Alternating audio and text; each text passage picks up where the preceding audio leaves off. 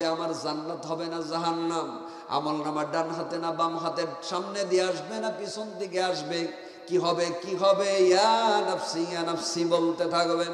কিয়ামতের ময়দানে এমন ভয়াবহ হবে, সন্তান বাবার পরিচয় দিবে না, বাবা সন্তানের পরিচয় দিবে না, স্বামী স্ত্রীর পরিচয় দিবে না, স্ত্রী স্বামীর পরিচয় দিবে না। এমন কঠিন মুহূর্ত হবে, বান্দাগুলো যখন চিন্তায় ব্যতিব্যস্ত থাকবে। যেই চৈত মাসের রোদের মধ্যে মাঠের মধ্যে গেলে পারে মানুষ শুধু ঘামতে থাকে, আছে না নাই? অস্থির হয়ে যায়, পেরেশান হয়ে যায়, মানুষের পিপাসা লাগে, এমন মনে হয়, এমনও পিপাসা লাগে মনে হয় এখন জানটা বের হয়ে যাবে, আছে না নাই? উত্তপ্ত বালুর মধ্যে যখন চৈত মাসের রোদের মধ্যে হাঁটে, যদি স্যান্ডেল ছাড়া শুধু খালি পায়ে হাঁটে, পায়ে লাগে কি লাগে না? পায়ে এরকম লাগে, অনেক সময় ফোসকা পড়ার মতো হয়ে যায়। তাহলে ওই কিয়ামতের ময়দানে সূর্য যখন এত নিকটে আসবে, তাপ দেবে, পেঁয়াজি ভাজার জন্য গরম তেল টকবক করে ফোটে, ওর মধ্যে যেমনি চপ ছেড়ে দেয়, পেঁয়াজি ছেড়ে দেয়, মানুষের মাথার মগজগুলো টকবক করে ফুটতে থাকবে। ওই কিয়ামতের ময়দানে কেউ ঘামতে ঘামতে হাঁটু পর্যন্ত হবে, কারো বুক পর্যন্ত হবে, কারো থুতনি পর্যন্ত হবে। ওই কিয়ামতের ময়দানে একজন আর একজনকে জিজ্ঞাসা করবে, ভাই কিয়ামতের ময়দানে আমরা কতদিন ধরে দাঁড়ায় আছি? একজন আর একজনকে বলবে, ভাই আমার তো মনে হয় কোটি কোটি বছর ধরে দাঁড়ায় আছি। আল্লাহু আকবার। আর যারা নেককার হবে, যারা ভালো মানুষ হবে, আল্লাহওয়ালা নামাজি পরহেজগার বান্দা হবে, একজন আর একজনকে জিজ্ঞাসা করবে, ভাইজান এই কিয়ামতের ময়দানে কতটা সময় ধরে দাঁড়িয়ে আছি? এই নামাজি ব্যক্তি বলবে, ভাই আমার তো মনে হয় দুনিয়াতে আল্লাহর হুকুম যোহরের নামাজ 4 রাকাত ফরজ নামাজ পড়তে যতটা সময় ব্যয় হয়, আমার তো মনে হয় অতটুকু বা তার চাইতে কিছু বেশি সময় ধরে দাঁড়িয়ে আছি। আল্লাহু আকবার। কিয়ামতের ময়দানে মানুষগুলো ঘামতে থাকবে, পেরেশান হয়ে যাবে। আল্লাহ পাক রব্বুল আলামিন 7 শ্রেণীর মানুষকে ওই বিপদ থেকে আল্লাহ তাআলা ওই মুহূর্তে উদ্ধার করবেন। সুবহানাল্লাহ। কয় শ্রেণী? একটু আওয়াজ দিয়ে বলেন, কয় শ্রেণী? সময় যেহেতু কম, এই জন্য কি খুব তাড়াহুড়ো চলছে? 7 শ্রেণীর মানুষকে আল্লাহ তাআলা আল্লাহর বাড়ি আরশে আজিমের নিচে জায়গা দিবেন। আল্লাহু আকবার। আল্লাহ পাক রব্বুল আলামিন কোরআনুল হাকিমের মধ্যে বলেন, আর রহমানু আলাল আরশি ইস্তাওয়া। আল্লাহু আকবার। আল্লাহর বাড়ি আরশে আজিমের নিচে ছায়া দিবেন। কিয়ামতের ময়দানে ওই আরশে আজিমের ছায়া ছাড়া আর কোনো দ্বিতীয় ছায়া থাকবে না। আল্লাহর আরশে আজিমের নিচে যে ছায়া থাকবে, এই ছায়া ব্যতীত আর কোনো ছায়া থাকবে।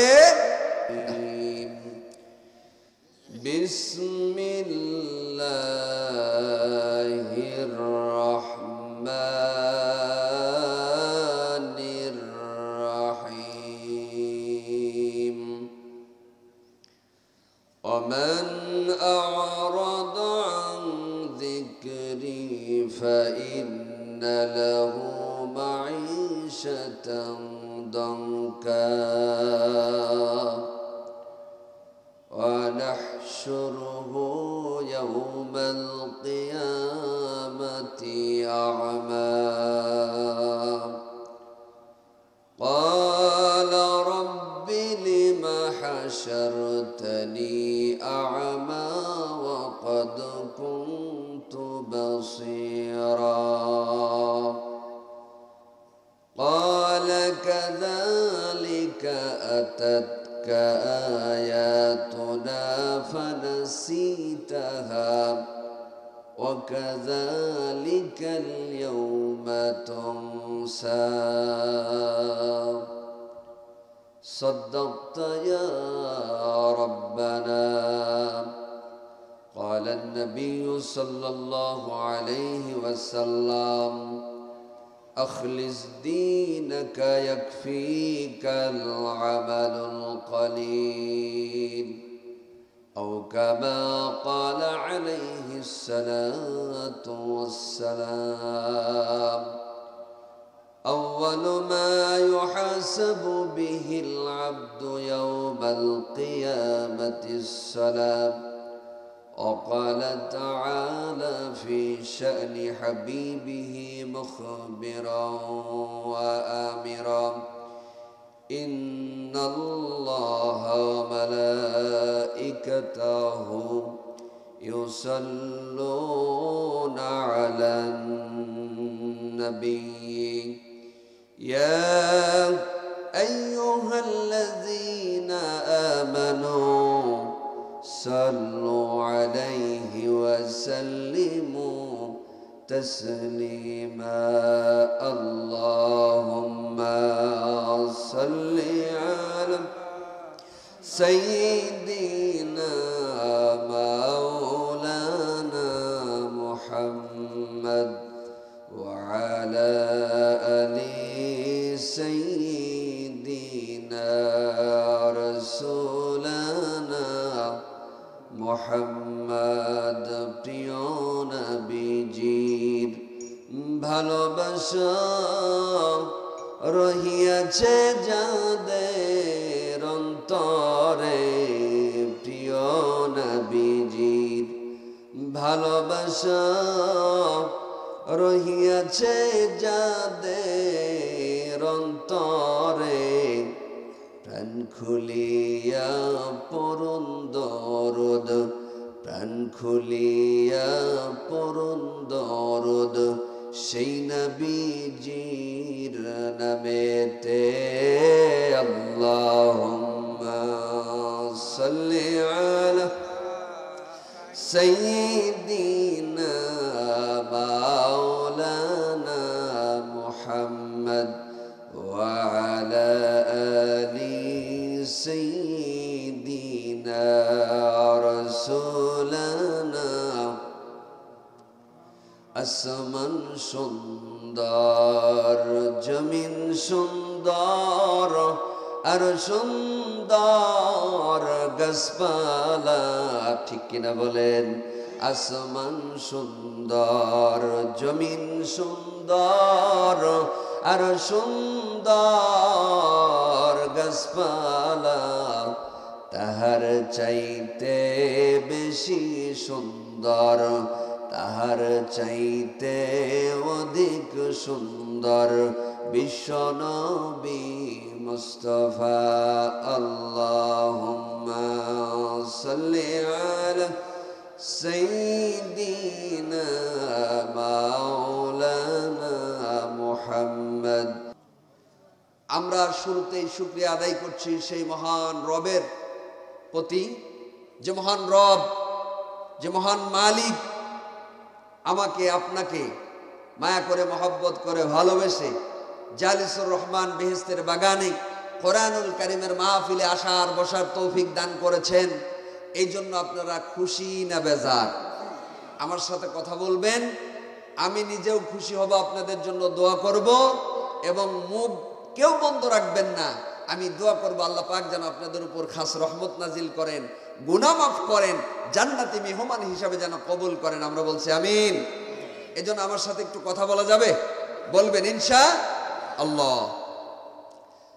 তো আপনারা কোরআনের মাহফিলে রাসূল সাল্লাল্লাহু আলাইহি সাল্লাম বলেন, যেই জায়গায় কোরআন এবং হাদিস থেকে আলোচনা করা হয় ওই জায়গা ওই মুহূর্তে কোনো মাঠ বা ময়দান হয় না, ওই মুহূর্তে ওইটা বেহেশতের বাগানে পরিণত হয়ে যায়। সুবহানাল্লাহ।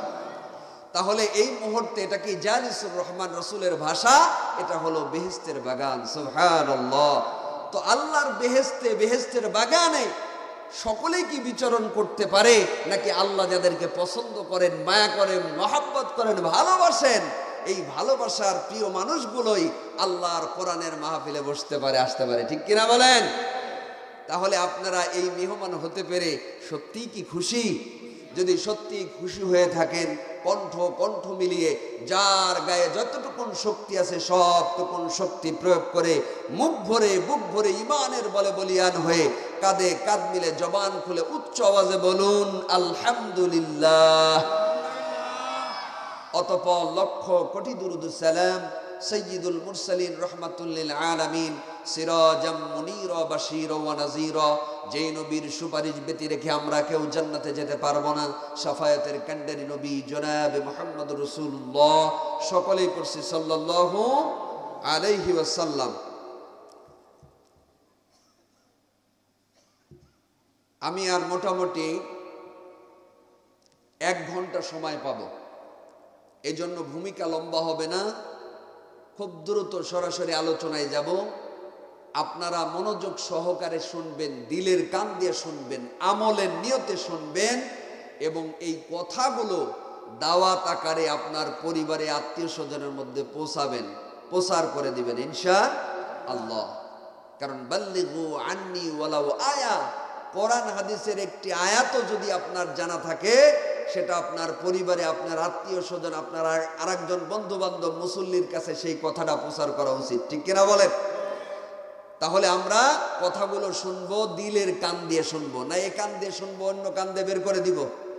দিলের কান দিয়ে, অন্তরের কান দিয়ে শুনবো এবং আমলের নিয়তে শুনবো। শোনা যাবে না ইনশাআল্লাহ? ইনশাআল্লাহ। সোনার বাইর আমার, বাজান আমার, গভীর মনোযোগ দিতে হবে। তাহলে কোরআনুল কারীমের মাহফিল থেকে আমি আল্লাহর দরবারে শুকরিয়া আদায় করেছি, আপনারাও আমার সঙ্গে আল্লাহর শুকরিয়া আদায় করছেন, ঠিক কিনা বলেন? আল্লাহর শুকরিয়া আদায় করলে কি লাভ হয়? আল্লাহ পাক রব্বুল আলামিন কোরআনুল কারীমের মধ্যে জানায়া দিলেন, লা ইন শাকারতুম লা আযীদান্নাকুম ওয়া লা ইন কাফারতুম ইন্না আযাবি লাশাদীদ।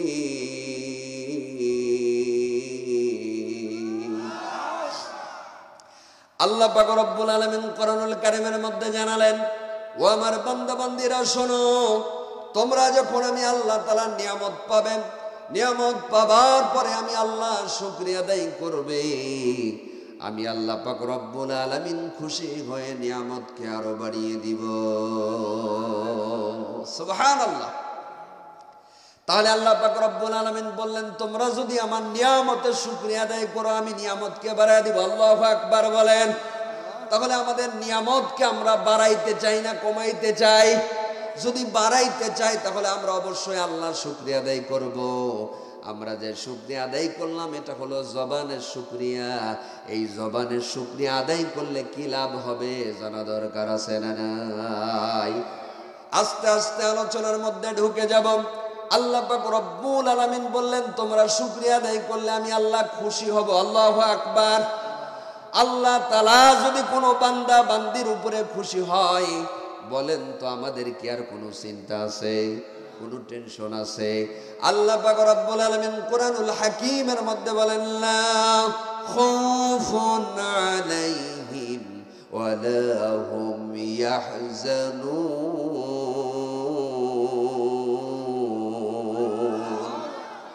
আল্লাহ পাক রব্বুল আলামিন বলেন, তার কোনো চিন্তাও নাই, তার কোনো টেনশন নাই। কারণ আল্লাহ যদি কোনো মানুষের উপর খুশি হয়ে যায়, আল্লাহ তাআলা জান্নাতের মালিক, আল্লাহ হলো জাহান্নামের মালিক, এই জমিনের মালিক, আসমানের মালিক, সব কিছুর মালিক। ইন্নাল্লাহা আলা কুল্লি শাইইন কাদির। সব কিছুর মালিক যিনি, তিনি কে? ওই আল্লাহ যদি আমার আপনার উপর খুশি হয়ে যায়, আমাদের কি আর চিন্তা আছে? তাহলে আল্লাহ তাআলার শুকরিয়া আদায় করলে আল্লাহ খুশি হবেন। এরপরে আল্লাহ বললেন নিয়ামতকে বাড়ানো হবে। আর যারা নিয়ামতের শুকরিয়া আদায় করবে না, আল্লাহ তাআলা জানালেন তোমাদেরকে স্বাধীনতা দেওয়া হয়েছে। দিছেন কি দেন নাই? চাইলে আমরা আল্লাহর শুকরিয়া আদায় করতে পারি, আল্লাহর ইবাদত বন্দেগী দাসত্ব করতে পারি, গোলামি করতে পারি, আবার না চাইলে নাও করতে পারি, ঠিক কিনা বলেন? তবে আল্লাহ তাআলা জানিয়ে দিয়েছেন, তোমরা যদি আমার হুকুম মানো, আমার শুকরিয়া আদায় করো, আমার গোলামি দাসত্ব করো, তাহলে পুরস্কৃত করবেন তিনি কে? আর যদি আল্লাহর হুকুমের বাহিরে চলি, নাফরমানি করি, খারাপ কাজ করি, গুনাহের কাজ করি, আল্লাহ পাক রব্বুল আলামিন শাস্তি জাহান্নাম রেখে দিয়েছেন, ঠিক কিনা বলেন? তাহলে আমরা আল্লাহ তাআলার শুকরিয়া আদায় করলাম। আল্লাহ পাক রব্বুল আলামিন তাই বললেন, শুকরিয়া আদায় করলে নিয়ামতকে বাড়ানো হবে, আর নিয়ামতের শুকরিয়া আদায় না করলে নিয়ামতকে ছিনায় নেওয়া হবে। আর শুধু তাই নয়, ইন্না আযাবি লাশাদীদ, যারা আল্লাহর নিয়ামতের না শুকরিয়া করবে, শুকরিয়া আদায় করবে না, আল্লাহ পাক রব্বুল আলামিন বলেন তাদেরকে কঠিন আযাবের করা হবে। নাউযুবিল্লাহ। আল্লাহ পাক রব্বুল আলামিন কুরআনুল হাকীমের মধ্যে বলেন, ইন্না বাতশা রাব্বিকা লাশাদীদ।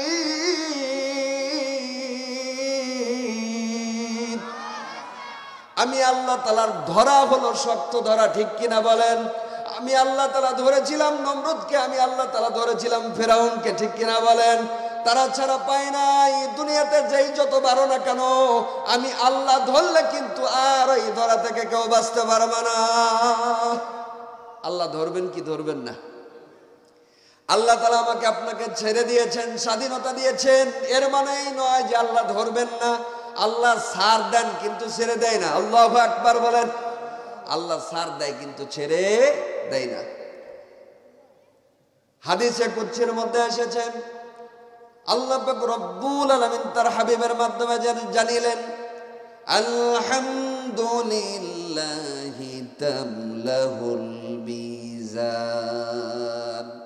আল্লাহ পাক নবীজি সাল্লাল্লাহু আলাইহি সাল্লামের মাধ্যমে উম্মতের জন্য সুসংবাদ জানালেন, যারা আল্লাহ শুকরিয়া আদায় করতে গিয়ে তারা জবান ছেড়ে বলে আলহামদুলিল্লাহ, আল্লাহু আকবার বলেন।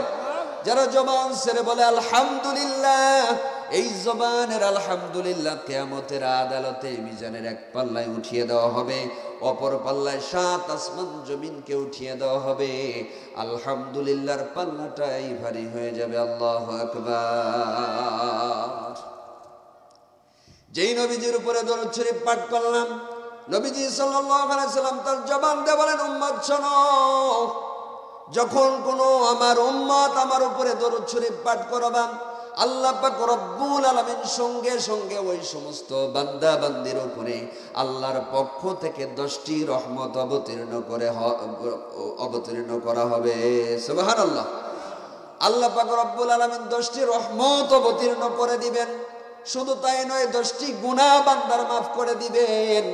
শুধু তাই নয়, ওই সমস্ত ব্যক্তিদের 10টি মর্যাদা আল্লাহ তাআলা বাড়ায় দিবেন। সুবহানাল্লাহ।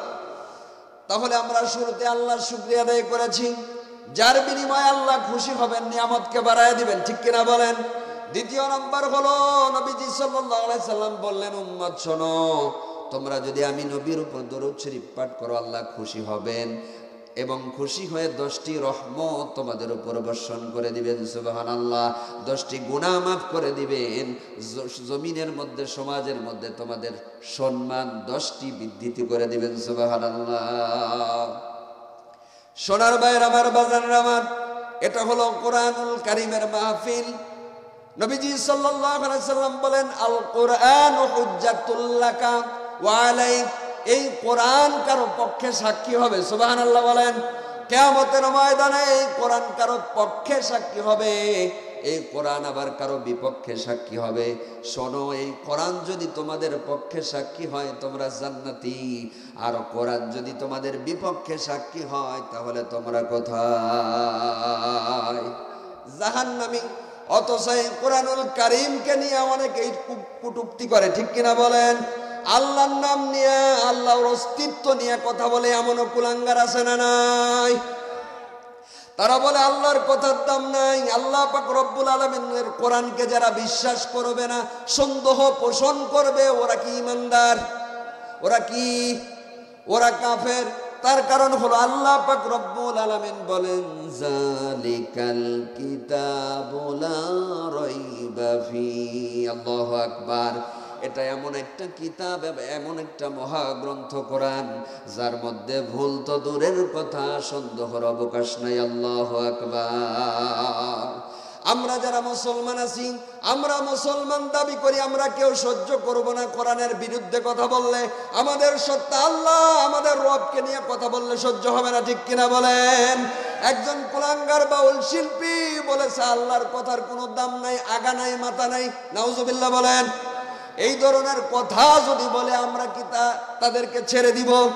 তাদের বিচার আমরা চাই, সর্বোচ্চ আদালতে তাদের ফাঁসির রায় দেওয়া হোক, ঠিক কিনা বলেন? সোনার বাইরে আমার, বাজান আমার, নবীজির বিরুদ্ধে, কোরআনের বিরুদ্ধে কথা বললে আমরা মুসলমান কখনোই সহ্য করব না, ঠিক কিনা বলে? সামনের দিকে অগ্রসর হয়ে যাই। ইতিপূর্বে আল্লাহর একজন বান্দা মুসলমান দাবি করে, বড় বড় দাড়ি আছে, মাঝে মাঝে নামাজও পরে, মিডিয়ায় দেখেছি। অথচ একদিন সে মিডিয়ার সামনে বক্তব্য দিলেন, হাদিসের মধ্যে অনেক ভুল আছে, কোরআনের মধ্যে তেমন ভুল নাই, তবে কিছু সমস্যা আছে। নাউজুবিল্লাহ বলে। আমরা দরবেশ নামে যাকে চিনি তারা মুসলমান দাবি করো, মাথায় মাঝে মাঝে টুপি লাগাও, বড় বড় দাড়ি রাখো, অথচ যদি বলো কোরআনের সমস্যা আছে, আমি বলি কোরআনের সমস্যা নাই, তোমার জন্মে সমস্যা আছে।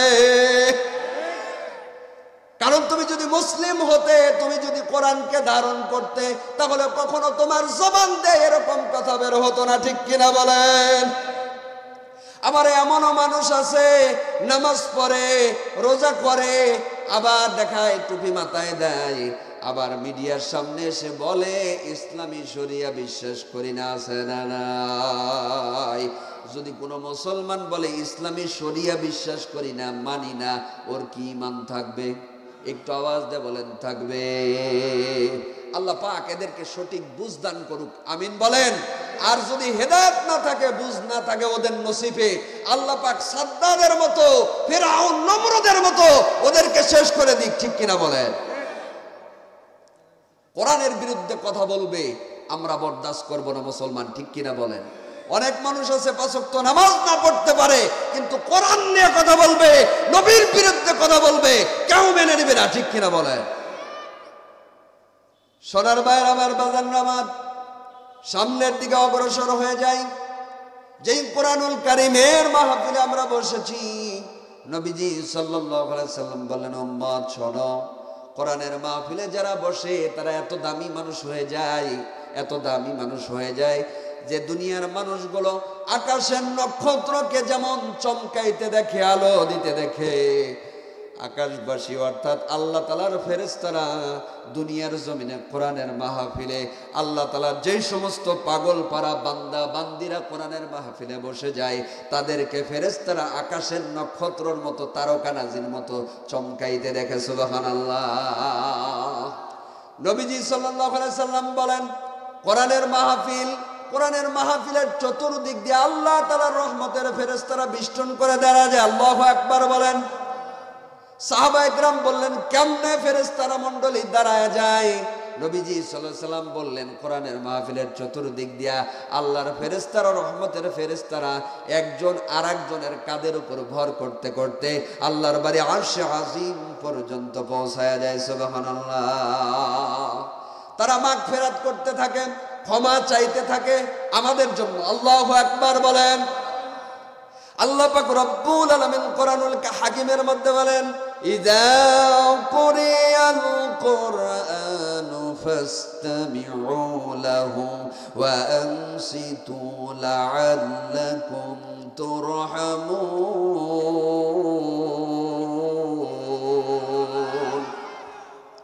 আল্লাহ পাক রব্বুল আলামিন বলেন, যেই জায়গায় কোরআন তেলাওয়াত করা হয়, কোরআনের আলোচনা করা হয়, কোরআন থেকে তাফসীর করা হয়, ওই জায়গায় আল্লাহ তাআলা যে সমস্ত বান্দা বান্দিরা বসে যায়, আল্লাহ পাক রব্বুল আলামিন বলেন, তোমরা যদি দুটি শর্ত পালন করো, আমি আল্লাহর পক্ষ থেকে তোমাদের জন্য সুসংবাদ, আমি আল্লাহ একটা পুরস্কার দিব। সুবহানাল্লাহ।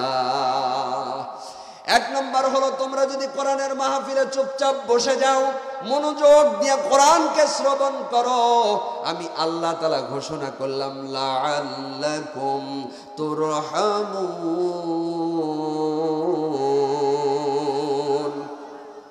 আমি আল্লাহ পাক তোমাদের উপর আমার খাস রহমত সকিনা নাজিল করব। সুবহানাল্লাহ। কি রহমত? খাস রহমত সকিনা নাজিল করবেন।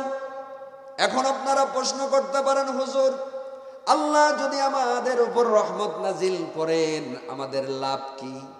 আর যদি রহমত না থাকে ক্ষতি কি? জানা দরকার আছে না নাই? আল্লাহ পাক রব্বুল আলামিন কোরআনুল হাকিমের মধ্যে বলেন, মা আসাবাকা মিন হাসানাতিন, কোরআনের মাহফিলে যারা এসেছেন আল্লাহর রহমত আপনাদের উপর বর্ষিত হচ্ছে। সুবহানাল্লাহ বলেন। যে রহমত বরকতের দ্বারা আপনাদের গুনাহ মাফ হবে, রহমত বরকতের দ্বারা আপনারা ভালো কাজ করার সুযোগ পাবেন, রহমত বরকতের দ্বারা আপনারা গুনাহ থেকে বেঁচে থাকতে পারবেন। সুবহানাল্লাহ। সোনার ভাইয়ের আমার, বাজার আমার, কেমন রহমত অবতীর্ণ হবেন ছোট্ট একটা উদাহরণ দিলে আপনাদের ভালো বুঝে আসবে। নবীজি সাল্লাল্লাহু আলাইহি সাল্লাম কালেমার দাওয়াত নিয়ে যখন বের হয়েছেন, মানুষকে যখন দাওয়াত দেন লা ইলাহা ইল্লাল্লাহ মুহাম্মাদুর রাসূলুল্লাহ, আল্লাহ ছাড়া কোনো মাবুদ নাই, ইলাহা নাই, ঠিক কিনা বলেন? মুহাম্মদ সাল্লাল্লাহু আলাইহি সাল্লাম হলো আল্লাহ তাআলার প্রেরিত রাসূল। এই দাওয়াত যখন মানুষের কাছে প্রচার করেন, এই দাওয়াতের জন্য নবীকে কষ্ট মুজাহিদা করতে হয়েছে কি হয় নাই? দাঁত মোবারক শহীদ করা হয়েছে, লোহার কড়া যখন মাথার মধ্যে ঢুকে গেছে, এই দিন কায়েমের জন্য কালেমা প্রচার করতে গিয়ে নবীজি সাল্লাল্লাহু আলাইহি সাল্লাম কালেমা সারাদিন দাওয়াত দেওয়ার পরে আসরের নামাজ পড়ে যখন বাসার মধ্যে প্রবেশ করবেন, এমত অবস্থায় হযরত আয়েশা রাদিয়াল্লাহু তাআলা আনহা জানালা দিয়ে ফলো করলেন বিশ্ব নবীজি, দ্বীনের নবী, রহমতের নবী, মায়ার নবী তার গৃহের মধ্যে তার রুমের দিকে আসতেছেন। এবার আয়েশা রাদিয়াল্লাহু তাআলা আনহা নজর করে দেখলেন নবীজি সাল্লাল্লাহু আলাইহি সাল্লাম আসতেছেন, কিন্তু নবীর গায়ের মধ্যে বৃষ্টি বর্ষণ হয়, ঝিরিঝিরি বৃষ্টি পড়ে। আয়েশা রাদিয়াল্লাহু তাআলা আনহা প্রস্তুতি গ্রহণ করলেন, নবীজি যখন রুমের মধ্যে প্রবেশ করবেন তার শরীরটা মুছায়া দিবেন, মুখটা মুছায়া দিবেন, দাড়ি দিয়ে চুল মোবারক দিয়ে টপ টপ করে পানি ঝরতেছে। এই দৃশ্যটা দেখে যখন এরকম প্রস্তুতি গ্রহণ করলেন, মুছায়া দিবেন, নবীজি সাল্লাল্লাহু আলাইহি সাল্লাম অল্প সময়ের মধ্যে যখন রুমের মধ্যে প্রবেশ করলেন, হযরত আয়েশা রাদিয়াল্লাহু তাআলা আনহা অবাক হলেন, তাকিয়ে দেখতেছেন এরকম কি তার শরীরের মধ্যে এরকম কি পানি নাই, একেবারে শুকনো। কিছুক্ষণ পূর্বে দেখলেন দাড়ি দিয়ে এরকম দাড়ি দিয়ে চুল দিয়ে টপ টপ করে পানি ঝরতেছে, অথচ এক মুহূর্ত পরেই দেখেন একেবারে শুকনো, কিছুই নাই। হযরত আয়েশা রাদিয়াল্লাহু তাআলা আনহা নবীকে বললেন, নবী গো, কিছুক্ষণ পূর্বেই তো দেখলাম আপনার শরীরটা ভিজা, আপনার শরীরের মধ্যে ঝিরিঝিরি বৃষ্টি পড়তেছে, কিন্তু আপনি যখন রুমের মধ্যে প্রবেশ করলেন আপনার শরীরে তো কোনো পানি নেই, বৃষ্টির ফোঁটা নাই, আপনার শরীরটা একেবারে শুকনা, কারণটা কি আমি কি ভুল দেখলাম? নবীজি বললেন, আয়েশা রে, তুমি তো ভুল দেখো নাই, তবে কিছুক্ষণ পূর্বে যে ঝিরিঝিরি বৃষ্টি দেখলে আমার উপর পড়তেছে, এটা আসলে বৃষ্টি নয়, এটা আল্লাহর রহমত, বৃষ্টির ন্যায় আমি নবীর উপরে ঝরতেছিল। সুবহানাল্লাহ। হযরত আয়েশা রাদিয়াল্লাহু তাআলা আনহা বললেন, নবী গো, আপনি তো রহমতের নবী, বরকতের নবী, আপনার উপরে আল্লাহর রহমত ঝরবে, এটাই তো স্বাভাবিক, কিন্তু আমি জানতে চাই আপনার গুনাহগার উম্মতের শরীরেও কি আল্লাহর রহমত এমনি ঝরে? সুবহানাল্লাহ। নবীজি সাল্লাল্লাহু আলাইহি সাল্লাম বলেন, আয়েশা রে শোনো, আমার যেই সমস্ত গুনাহগার উম্মতেরা কোরআন প্রেমিক, কোরআনের মাহফিলে, কোরআনের মজলিসে বসবে কোরআন শোনার জন্য, কোরআন শেখার জন্য, কোরআন বোঝার জন্য, ওই সমস্ত আমি আল্লাহর পাগল পারা বান্দা বান্দীদের উপরে, আমার উপরে যেমন রহমত বর্ষিত হচ্ছিল, তদরূপ তাদের উপরে রহমত বর্ষিত হবে। সুবহানাল্লাহ। তাহলে এটা কি? রহমতের মাহফিল, বরকতের মাহফিল। আল্লাহ পাক রব্বুল আলামিন এই মাহফিল যেন আমাদের কিয়ামতের ময়দানে নাজাতের উসিলা বানায়া দেয়, আমিন বলেন। আল্লাহ পাক রব্বুল আলামিন কোরআনুল হাকিমের মধ্যে বলেন, খুতবার মধ্যে যে 3টি আয়াতে কারিমা তেলাওয়াত করছি, মূল আলোচনার মধ্যে ঢুকে গেলাম, ওই কোরআনের মধ্যে আল্লাহ পাক রব্বুল আলামিন বলেন, ওয়ামান আ'রাদা আন যিকরি ফাইন্না লাহু মাঈশাতান দানকা। আল্লাহু আকবার। আল্লাহ পাক রব্বুল আলামিন বলেন, ওয়ামান আ'রাদা আন যিকরি, যারা আমি আল্লাহ তাআলার জিকির থেকে, জিকির শব্দের অর্থ এখানে কোরআন, আল্লাহ তাআলা কোরআনুল কারীমকে জিকির শব্দ ব্যবহার করেছেন, হুদার শব্দ ব্যবহার করেছেন, কোরআনুল মাজিদ শব্দ ব্যবহার করেছেন। আল্লাহ পাক রব্বুল আলামিন এই জায়গায় বললেন, কোরআন নামক জিকির, এই জিকির থেকে যারা মুখ ফিরিয়ে নিবে, কোরআন থেকে যারা দূরে সরে যাবে, আমি আল্লাহ পাক বলে দিলাম তাদের দুনিয়ার জীবনটাকে আমি আল্লাহ সংকীর্ণ করে দিব। নাউজুবিল্লাহ। ওমান আ'রাদা আন যিকরি, আমার জিকির থেকে, আমি আল্লাহর স্মরণ থেকে, আমি আল্লাহর কোরআন থেকে যারা দূরে সরে যাবে, মুখ ফিরিয়ে নিবে, আমি আল্লাহ বললাম তাদের দুনিয়ার জীবনটাকে আমি আল্লাহ সংকীর্ণ করে দিব। নাউজুবিল্লাহ বলেন। সংকীর্ণ করে দেওয়া হবে। কেমন সংকীর্ণ করা হবে? নবীজি সাল্লাল্লাহু আলাইহি সাল্লাম বলেন, উম্মত শোনো, যারা নেককার হবে, যারা আল্লাহওয়ালা হবে, পরহেজগার হবে, তাদেরকে যখন মৃত্যুবরণ করবে, তাদেরকে যখন কবরে রাখা হবে, ওই কবরটা তাদের জন্য প্রশস্ত করে দিবেন তিনি কে? আর যারা গুনাহগার হবে, বদকার হবে, খারাপ মানুষ হবে, এই মানুষগুলোকে যখন কবরে রাখা হবে, কবরের মাটি এমন ভাবে চাপ দিবে, নবীজি সাল্লাল্লাহু আলাইহি সাল্লাম দেখালেন, এক পাজরের হাড় অপর পাজরের মধ্যে এমনি ঢুকে যাবে। আল্লাহু আকবার। তাহলে আমরা নেককার হয়ে মারা যেতে চাই না বদকার? একটু আওয়াজ দিয়ে বলেন, নেককার না বদকার? নেককার হতে হলে কোরআনের ছায়া তলে আসা দরকার আছে না নাই? তাহলে আল্লাহ পাক রব্বুল আলামিন বলেন, এই কোরআন যারা মানবে না, জিকির নামক কোরআন থেকে যারা মুখ ফিরিয়ে নিবে, দূরে সরে যাবে, কোরআন বিদ্বেষী হবে যারা, আছে না নাই? কোরআন বিদ্বেষী যারা, তারা আল্লাহকেও মানে না, কোরআনকেও মানে না, ঠিক কিনা বলেন? যারা মুখ ফিরিয়ে নিবে, কোরআন বিদ্বেষী হবে, আল্লাহ পাক রব্বুল আলামিন বলেন দুনিয়ার জীবনটাকে সংকীর্ণ করে দেওয়া হবে। হয় তার সন্তান তার কমান মানবে না, মদ, গাঁজা, ইয়াবা, ফেন্সি ইত্যাদি নেশাগ্রস্ত থাকবে। অনেক নেশাগ্রস্ত ছেলে নেশার টাকা না পেয়ে বাবা মাকে হত্যা করছে, জবাই করছে, এরকম ইতিহাস বাংলার জমিনে আছে না নাই? সন্তান দিয়ে তার জীবনটাকে সংকীর্ণ করে দিবে, হতাশ থাকবে, অশান্তি থাকবে, অশান্তির আগুন দাবানল তার পরিবারে জ্বলতে থাকবে। সন্তানের কারণে হতে পারে সব সাইড ভালো, তার বিবি ভালো না, বিবি কমান মানে না, বিবি উশৃঙ্খল, বিবির কারণে হতাশ, আছে না নাই? সন্তানের কারণে হতে পারে, বিবির কারণে হতে পারে, সম্পদের কারণে, ব্যবসা বাণিজ্যে মার খেয়ে হতে পারে।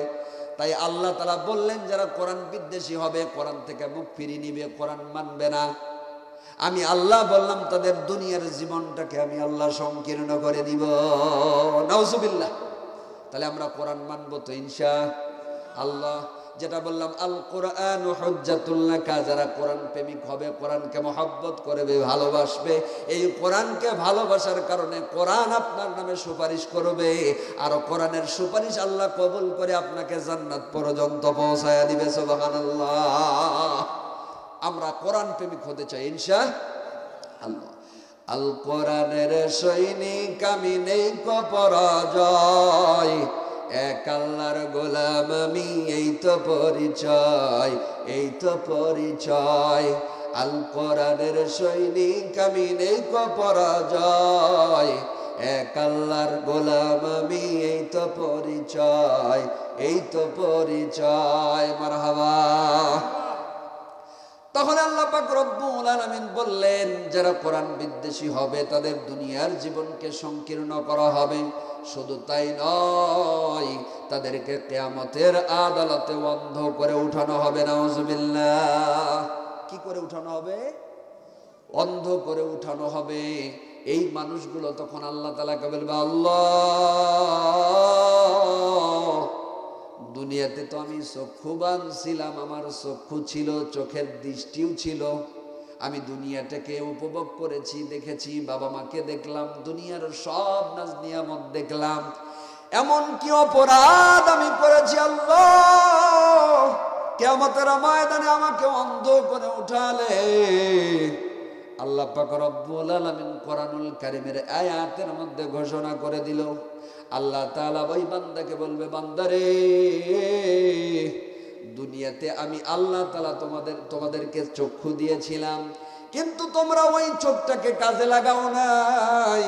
ওমান আ'রাদা আন যিকরি ফাইন্না লাহু মাঈশাতান দনকা ওয়া নাহশুরুহু ইয়াওমাল কিয়ামাতি আমা। আমি আল্লাহ তাআলা বলে দিয়েছিলাম যারা কোরআন থেকে দূরে সরে যাবে, কোরআন বিদ্বেষী হবে, কোরআন নামক জিকিরকে যারা মানবে না, আমি আল্লাহ তাআলা তাদের দুনিয়ার জীবনটাকে সংকীর্ণ করে দিব এবং কিয়ামতের ময়দানে আমি আল্লাহ তাআলা তাদেরকে অন্ধ করে উঠাবো। নাউজুবিল্লাহ বলেন। এই মানুষগুলো তখন বলবে, আল্লাহ কেন আমাদেরকে অন্ধ করে উঠানো হলো?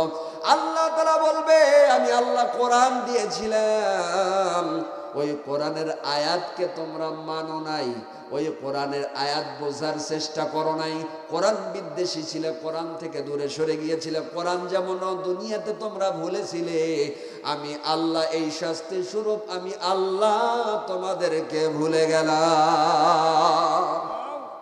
নাউজুবিল্লাহ বলেন। তাহলে যারা কোরআন ভুলে যাবেন, কোরআন শিখবে না, কোরআন বোঝার চেষ্টা করবে না, কোরআন মানবে না, আল্লাহ তাআলা তাদেরকে দুনিয়ার জীবনটাকে সংকীর্ণ করে দিবেন এবং কিয়ামতে অন্ধ করে উঠাবেন। যখন বান্দাগুলো বলবে, কেন আল্লাহ আমাদেরকে অন্ধ করে উঠালে?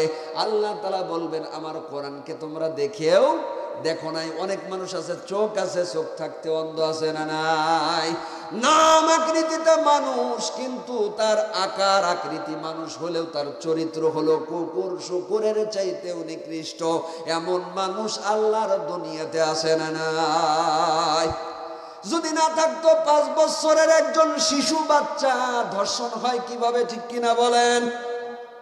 তার মানে বোঝা যায় এরা আকৃতিতে মানুষ, কিন্তু আসলে এদের চরিত্র কি? পশু, শুকুর, কুকুরের চাইতে নিকৃষ্ট। এটা আমি বলছি না, আল্লাহ পাক রব্বুল আলামিন কোরআনুল কারীমের মধ্যে বলেন, উলাইকা কাল আনআম বাল হুম আদল উলাইকা হুমুল গাফিলুন।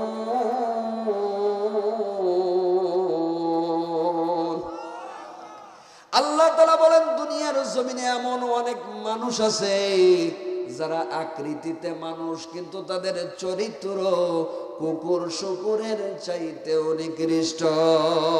নাউজুবিল্লাহ বলেন। একটা কথা বলি, তাহলে আপনাদের বুঝে আসবেন। অনেক সময় আমাদের মতো হুজুরদেরকে একজন যারা ভালোবাসে, মহাব্বত করে, হাতটা ধরে বলে, হুজুর আশা ছিল একটা সন্তান যদি আল্লাহ দেয় মাদ্রাসায় পড়াবো, আছে না নাই? এরকম দোয়া করে দিবেন যেন হাফেজ হয়। অনেকেই নিয়ত করে, আল্লাহ আমাকে একটা সন্তান দিয়েছেন, এই সন্তানকে পড়াশোনা করিয়ে যেন মানুষের মতো মানুষ বানাইতে পারি, আছে না নাই?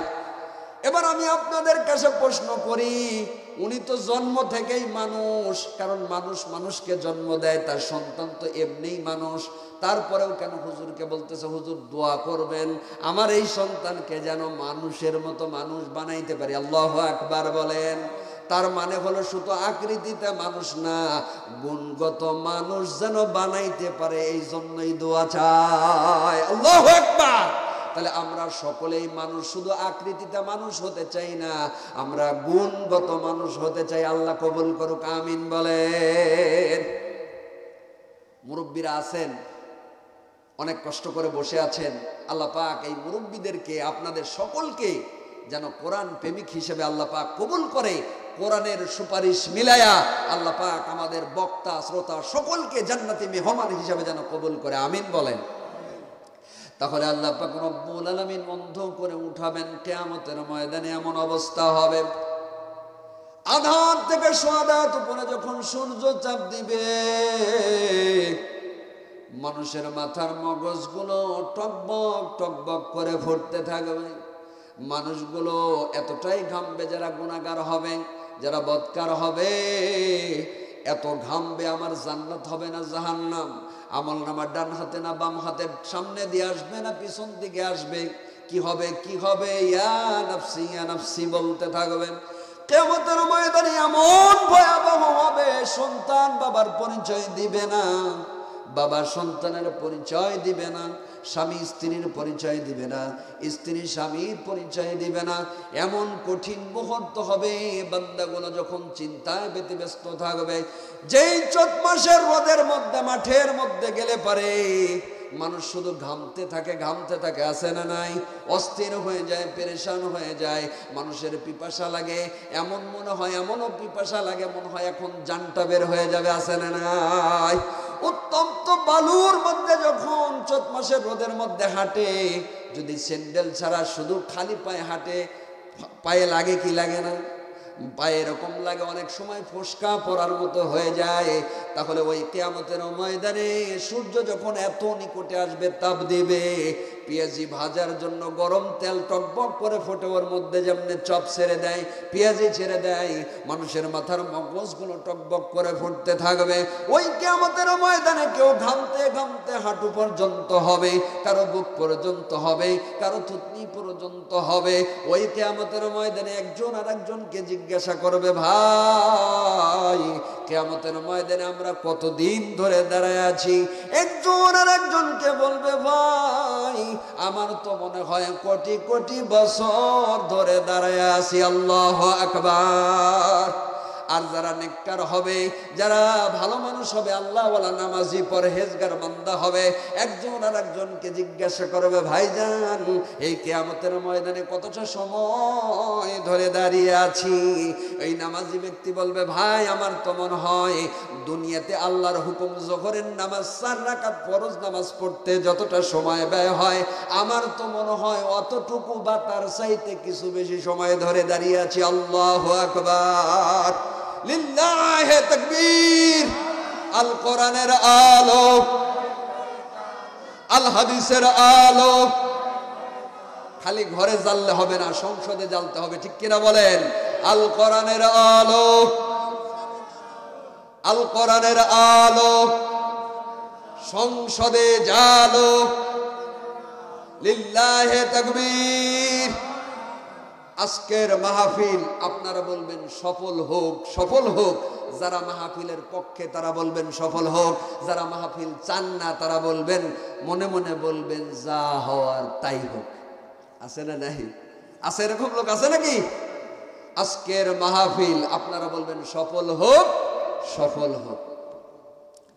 সোনার ভাইয়ের আমার, বাজার আমার, গভীর মনোযোগ দিতে হবে।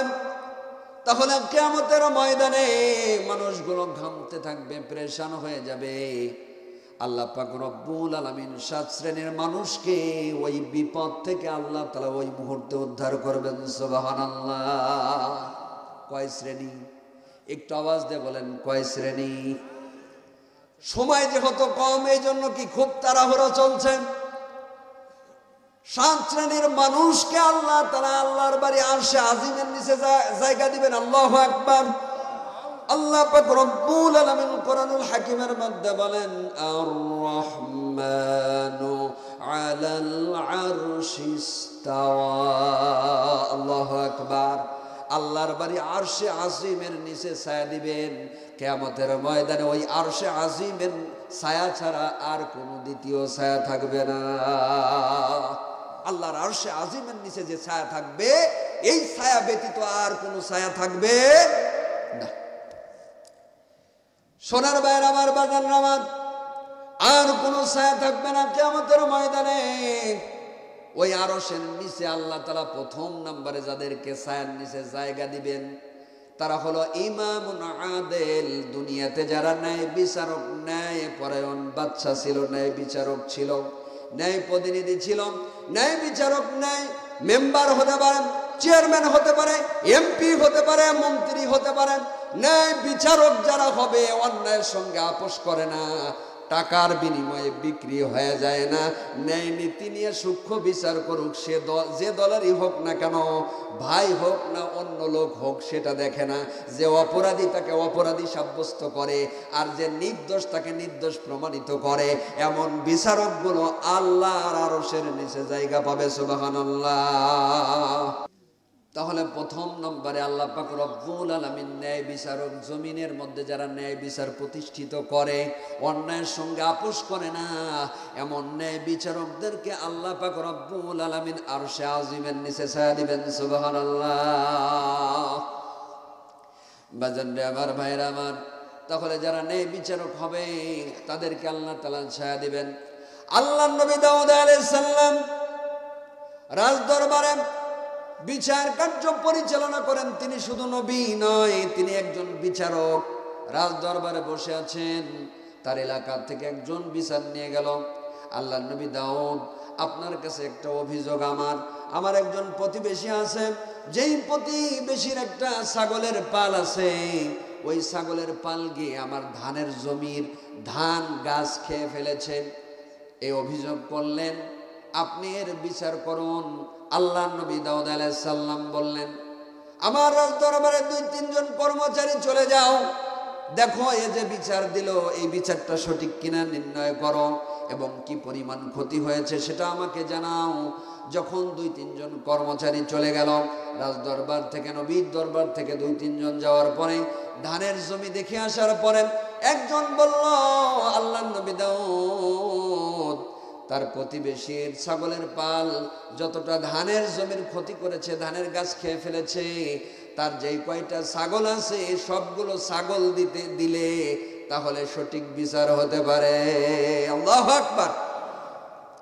এই কথা যখন বললেন, নবীজি রায় দিয়ে দিলেন, তোমার যে কয়টা ছাগল আছে, তোমার ছাগলগুলো অন্যায়ভাবে তার ধানের জমি খেয়ে ফেলেছে, ধান গাছগুলো খেয়ে ফেলেছে, যাও তোমার ছাগলের পালগুলো দিয়ে আসো।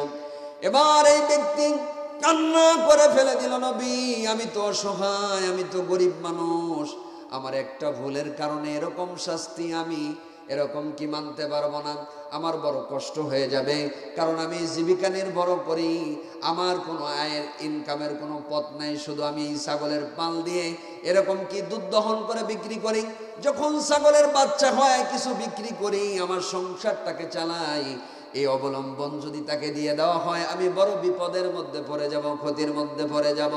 কান্না করতে করতে যখন বের হয়ে যায়, এমন তো অবস্থায় হযরতে সুলাইমান আলাইহিস সালাম 8 বছর বয়স। কয় বছর? 8 বছর বয়স। হযরতে সুলাইমান আলাইহিস সালাম বললেন, মুরব্বি আপনি কাঁদেন কেন, কেন চলে যান? এবার বললেন, এই ব্যাপার, এই কারণে আমার শাস্তি হয়েছে, আমার ছাগলের পালগুলো ওই জমির মালিককে, আমার প্রতিবেশীকে দিয়ে দেওয়া হয়েছে, কিন্তু আমার ইনকামের সোর্স হলো না, আমার পরিবার পরিজন কিভাবে চলবে, আমি বড় কষ্টের মধ্যে পড়ে গেলাম, এই জন্য আমি কাঁদতে কাঁদতে বাড়ির দিকে যাইতেছি। বললেন, ঠিক আছে, সমস্যা নাই, আপনি আবার দাউদ আলাইহিস সালামের দরবারে যান, আমি আসতেছি। আল্লাহু আকবার। হযরত সুলাইমান সাল্লাম শাহজাদা, 8 বছরের শিশু।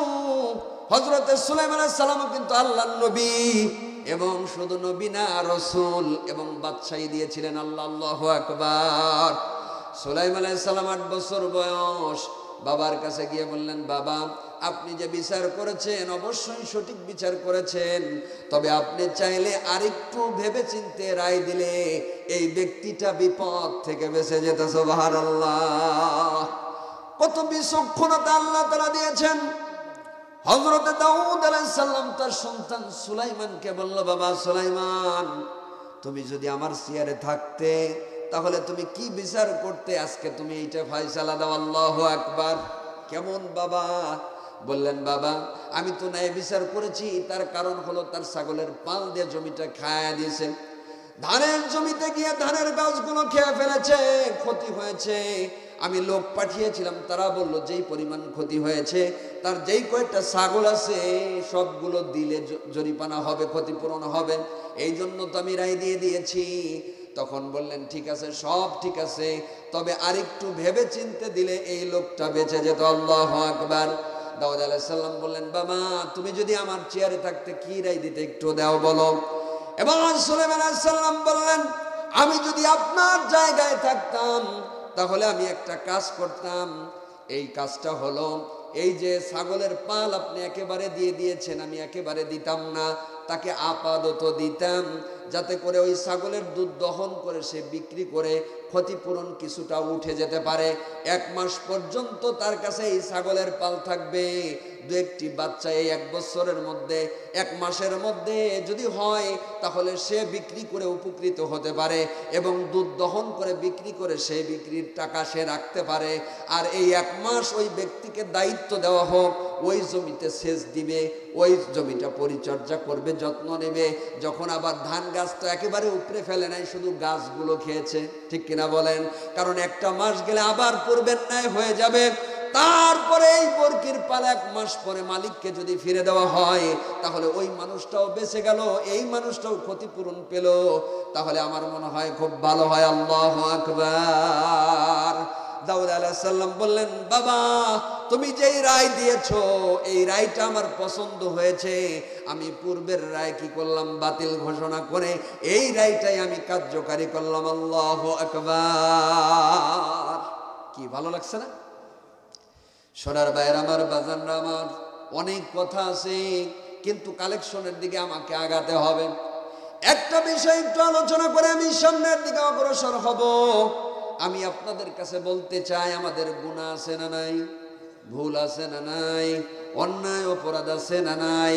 আমি শেষ মুহূর্তে 3 শ্রেণীর মানুষের কথা বলব, যেই মানুষের দিকে কিয়ামতের ময়দানে আল্লাহ তাআলা তাকাবেন না, ভ্রুক্ষেপ করবেন না, মুখ ফিরিয়ে নেবেন। এমন কোন 3 ব্যক্তি আমি শেষ সময় বলে দেব ইনশাআল্লাহ। তারপরে আমি জানতে চাই, আমরা সকলেই গুনাহগার, আর এই গুনাহ থেকে মাফ চাওয়া দরকার আছে না নাই? আদম সন্তান ভুল করবেন, গুনাহের কাজ করবে, এটাই স্বাভাবিক। কিন্তু ওই গুনাহের উপরে অটল অবিচল থাকবে না, গুনাহ থেকে সরে দাঁড়াবে, গুনাহের জন্য চোখের পানি ফেলে অনুতপ্ত অনুশোচনা করবে, আল্লাহ দরবারে হাত তুলে দোয়া করে কাঁদবে। আল্লাহ পাক রব্বুল আলামিন ওই বান্দার সমস্ত গুনাহ মাফ করে দিবেন। সুবহানাল্লাহ। আল্লাহ পাক রব্বুল আলামিন গুনাহ যে মাফ করে দিবেন তার একটা উদাহরণ দিলে আপনারা ভালো বুঝবেন। নবীজি সাল্লাল্লাহু আলাইহি ওয়াসাল্লাম ঈশান নামাজের ইমামতি করলেন। নবীজির ইমামতিতে নবীজি সাল্লাল্লাহু আলাইহি ওয়াসাল্লামের একজন সাহাবী, যার নাম হলো আবু হুরায়রা। কি বলেন? হযরতে আবু হুরায়রা রাদিয়াল্লাহু তাআলা আনহু ঈশান নামাজ পড়লেন। যেই সাহাবী 5374টি হাদিসের হাফেজ ছিলেন। সুবহানাল্লাহ। যে কথা বলতেছিলাম, আল্লাহর আরশের নিচে 7 শ্রেণীর মানুষ জায়গা পাবে। কালেকশনের পরে আমি শুধু পয়েন্টগুলো বলে দেব ইনশাআল্লাহ। যেহেতু আমাকে কালেকশন করতে হবে, এই জন্য কালেকশনের মধ্যে আমি ঢুকে যাচ্ছি। নবীজির সাহাবী আবু হুরায়রা রাদিয়াল্লাহু তাআলা ঈশান নামাজ পড়ে যখন বাড়ির মধ্যে ঢুকবেন, বাড়ির গেটের মধ্যে একজন মহিলা, মনটা খুব খারাপ, মুখটা মলিন হয়ে গেছে, চোখের কোণায় পানি দেখা যায়। আবু হুরায়রাকে ডাক দিয়ে বললেন, আবু হুরায়রা, ও রাসূলের সাহাবী, আমি তো বড় গুনাহগার, আমি তো বড় পাপী, তুমি তো রাসূলের সাহাবী। আমি একটা বড় গুনাহের কাজ করে ফেলেছি, পাপ করে ফেলেছি।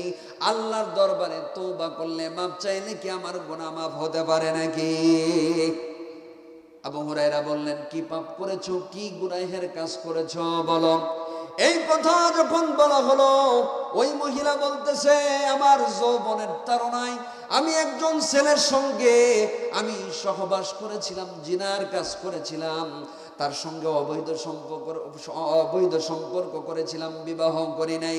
অবৈধ সম্পর্ক করার কারণে আমার গর্ভের মধ্যে সন্তান এসে যায়। এই সন্তান যখন আসেন, আস্তে আস্তে সন্তান যখন বড় হতে থাকে, আমি দেখলাম এই অবস্থায় যদি আমি এলাকায় থাকি, মানুষ টের পাবে আমার এখনো বিয়ে হয় নাই। আমার সন্তান যদি বুঝতে পারে, তাহলে আমাকে নষ্টা বলবে, খারাপ মহিলা বলবে, ঠিক কিনা বলেন? তখন সে এলাকা ছেড়ে অন্য একটা এলাকায় যখন চলে যায়, যাওয়ার পরে যখন 10 মাস যার যখন সময় হয়ে যায়, সন্তান ভূমিষ্ঠ হয়ে যায়, সন্তান প্রসব করার পরে ওই সন্তানকে নিজ হাতে আমি এরকম কি হত্যা করি। হত্যা করার পরে আবার নিজ এলাকায় ফিরে আসি, কিন্তু আমার মনের মধ্যে বড় কষ্ট। আহারে, আমি অবৈধ সম্পর্ক করলাম, সন্তান হলো, ওই সন্তানকে আমি মেরে দিয়েছি মা হয়ে। আমি সহ্য করতে পারতেছি না, আমার খুব কষ্ট লাগতেছে। আমি কত বড় পাপী, কত খারাপ মানুষ। আল্লাহ তাআলা কি আমাকে মাফ করবে নাকি? আমি অনুতপ্ত অনুশোচনা করতে চাই, আমার পাপের প্রায়শ্চিত্ত করতে চাই, আমার কি ক্ষমা হবে নাকি? আবু হুরায়রা রাদিয়াল্লাহু তাআলা বললেন, তুমি এত বড় পাপ করেছো, গুনাহের কাজ করেছো, জিনা করছো, তোমার সন্তান ভূমিষ্ঠ হলো, ওই নিষ্পাপ সন্তানকে তুমি গলা টিপে হত্যা করেছো, তোমার মতো পাপীর কোনো ক্ষমা নাই। আল্লাহু আকবার। এই কথা যখন বললেন, ওই মহিলা কাঁদতে কাঁদতে চলে যায়, বুকের মধ্যে এরকম কি থাপড়াইতেছে আর বলতেছে, আল্লাহ কেন এই যৌবন দিলা? আর এই যৌবনের তাড়নায় গুনাহের কাজ করলাম, জিনা করলাম, সন্তান হলো, তারে গলা টিপে হত্যা করলাম, আমার গুনাহ মাফ হবে না, আমি জাহান্নামী। আমার চাইতে আল্লাহর দুনিয়াতে, আল্লাহর জমিনে আর কেউ গুনাহগার নাই। কান্না করতে করতে যখন চলে যায়, আবু হুরায়রা রাদিয়াল্লাহু তাআলা আনহু যখন এই কথা বলেছেন, বিছানায় শোয়ার পরে আর চোখের মধ্যে ঘুম আসে না। তার কারণ হলো আবু হুরায়রা রাদিয়াল্লাহু তাআলা আনহু নবীজির কাছ থেকে ফয়সালা নেয় নাই, নিজের মতো করে ফয়সালা দিয়ে দিয়েছে।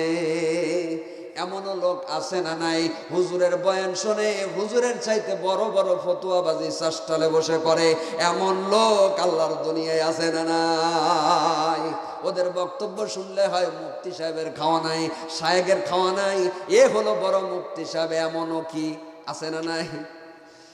এই কথা যখন হয়ে গেল, আবু হুরায়রা রাদিয়াল্লাহু তাআলা আনহু তখন দুটি চোখ এক জায়গায় করতে পারে না, ঘুম আসে না। ফজরের নামাজের আজান হয়ে গেল, চিন্তায় ব্যতিব্যস্ত। আজান হওয়ার সঙ্গে সঙ্গে আবু হুরায়রা রাদিয়াল্লাহু তাআলা আনহু দৌড়ালেন মসজিদে নববীতে। যখন মসজিদে গেলেন, যাওয়ার পরে ফজরের নামাজ হয়ে গেল, নবীজি সাল্লাল্লাহু আলাইহি সাল্লামের ইমামতিতে নামাজ শেষ করে দিলেন। নামাজ শেষ হওয়ার সঙ্গে সঙ্গে আবু হুরায়রা নবীজির হাতটা চেপে ধরে বললেন, নবী গো, ইয়া রাসূলুল্লাহ, ইয়া হাবিবাল্লাহ, গত রাত্রিতে ঈশার নামাজ পড়ে যখন আমি বাসায় গেলাম, একজন এরকম গুনাহগার মহিলা এরকম আমার কাছে এসে জিজ্ঞাসা করলো, সে জিনা করেছে, জিনা করার পরে যে বাচ্চা হয়েছিল, বাচ্চাকে হত্যা করেছে, এই পাপ থেকে সে ক্ষমা পাইতে পারে কিনা? আমি বলেছি, তোমার মতো পাপীকে আল্লাহ ক্ষমা করে দিবে না। নবী গো, তারপর থেকে আমি শান্তি পাচ্ছি না, কথাটা আমি সঠিক বলেছি নাকি আমার ভুল হয়ে গেছে?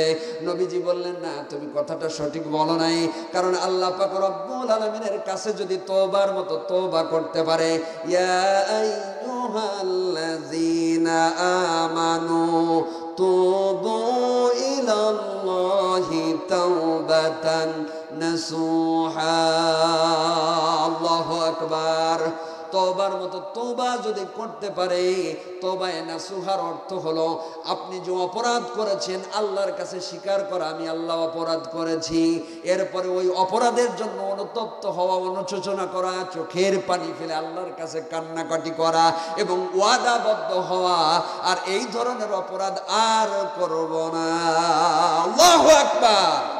এরকম তওবা যদি কোনো মানুষ করতে পারে, নবীজি সাল্লাল্লাহু আলাইহি সাল্লাম আবু হুরায়রাকে বললেন, আবু হুরায়রা, তুমি সঠিকটা বলো নাই, তুমি বুঝতে পারো নাই, আল্লাহ তাআলা অপশন রেখে দিয়েছেন কি দেন নাই?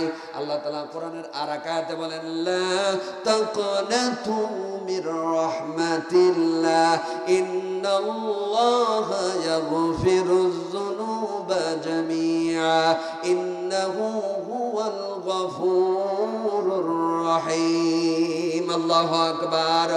আল্লাহ পাক রব্বুল আলামিন বলেন, আমার বান্দা বান্দিরা শোনো, তোমরা পাহাড় সম পরিমাণ গুনাহ করে ফেলেছ, সমুদ্রের ফেনা পরিমাণ গুনাহ করে ফেলেছ, তোমরা গুনার উপর অটল অবিচল না থেকে গুনাহ থেকে সরে আসো, আমি আল্লাহর কাছে তওবা করো, মাপ চাও, অনুতপ্ত হও, অনুশোচনা করো, আমি আল্লাহ তোমাদের পিছনের সমস্ত গুনাহ মাফ করে দিব।